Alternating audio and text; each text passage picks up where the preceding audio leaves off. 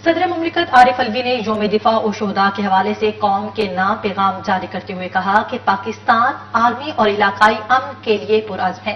पाकिस्तान पुरअमन बकाए बाहमी की पॉलिसी पर अमल पैरा है। अमन की ख्वाहिश को हमारी कमजोरी हरगिज ना समझा जाए। आरिफ अलवी ने कहा, हम अपनी कौमी और बैनुल-अक़वामी जिम्मेदारियों से बखूबी आगाह हैं। हमारी मुसल्लह फौज किसी भी किस्म के हालात से निमटने के लिए तैयार है। यौम दिफा और शोहदा हमें इस बेमिसाल जुर्रत और बहादुरी की याद दिलाता है, जिसका मुजाहिरा मुसल्लह फौज और कौम ने दुश्मन के नापाक अज़ाइम को नाकाम बनाकर किया।